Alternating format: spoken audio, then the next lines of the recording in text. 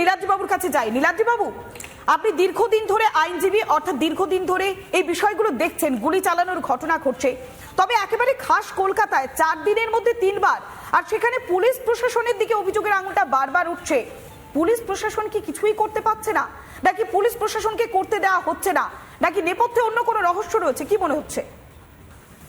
না দেখুন, as far as police is concern, intelligence failure বটাই বলাই যাবে।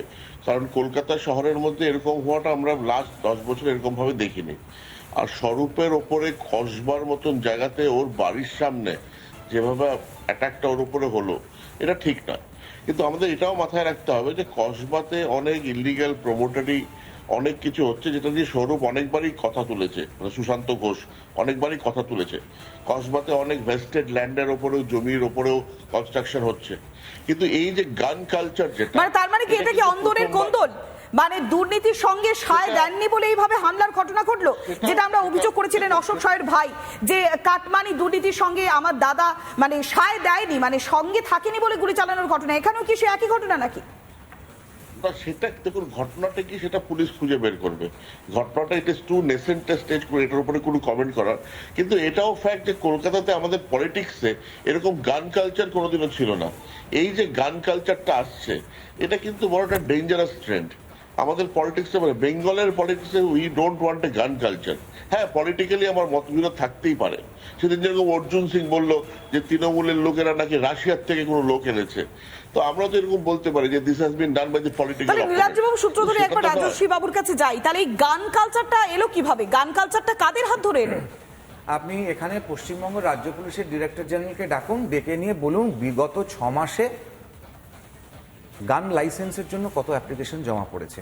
এই ডেটাটা পশ্চিমবঙ্গ পুলিশ হোয়াইট পেপার পাবলিশ করুক, এবং তাদের নাম এবং পদবি সমেত, আই রিপিট, নাম এবং পদবি সমেত কারা চাইছে, নামটা করতে হবে, বা শুধু নামটা করে দেবেন বা শুধু পদবিটুকু করে দেবেন, তাহলেই হয়ে যাবে।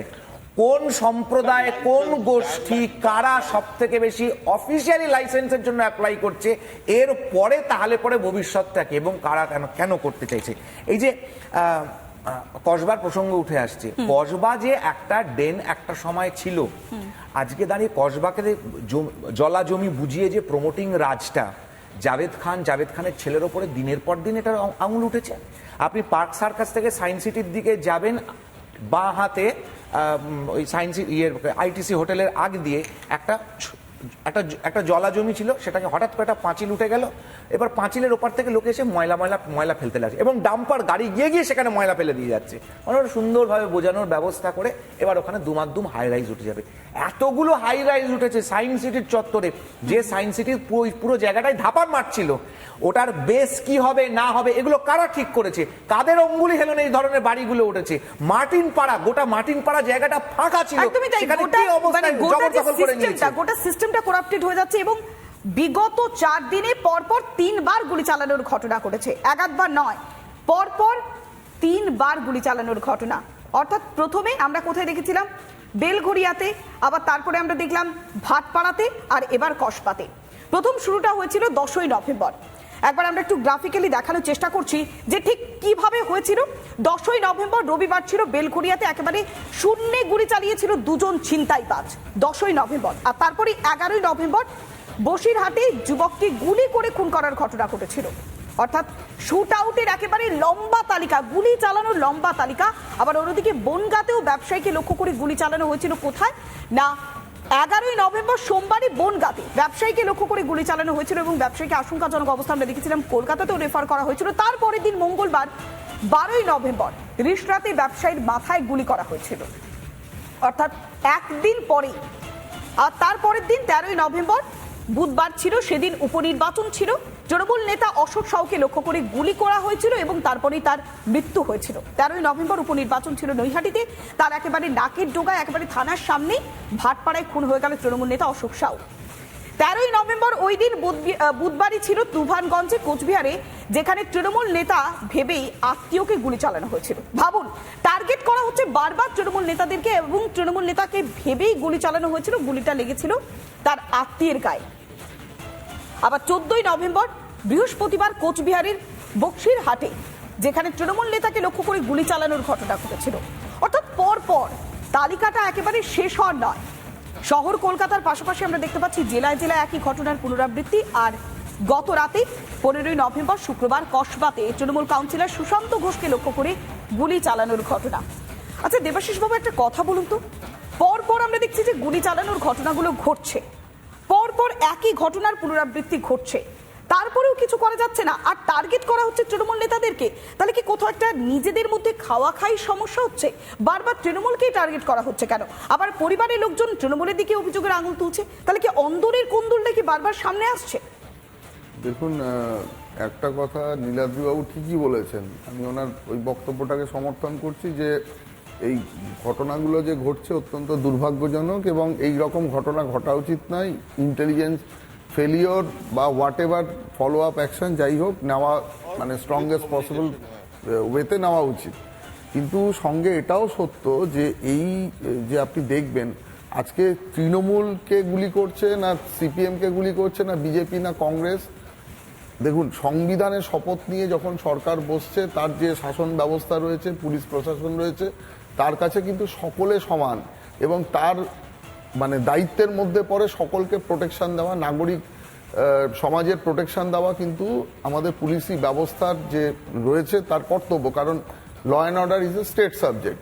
তো সেই জায়গায় দাঁড়িয়ে যদি মানে ভিতরকার যে যত রকম যে ইনফরমেশন এবং যা যা ওয়ার্কআউট হচ্ছে সেই ঘটনাগুলো যদি আমি বারবার বলার চেষ্টা করছি, এই যে গোষ্ঠীদ্বন্দ্ব বা প্রমোটারি হোয়াট এভার, এই যে ছোট একটা চারা গাছ পোতা হয়েছিল মহিরুহের মতো যখন জায়গায় পৌঁছচ্ছে, এই যে মানুষের লোভ, এই নিজেদের মধ্যে বকরা বা অন্যান্য ঝামেলা যাই হোক না কেন, আজকে এমন জায়গায় চলে এসছে কিন্তু সেটা পুরোপুরি কন্ট্রোলের বাইরে চলে যাচ্ছে প্রত্যেকটা জায়গায়।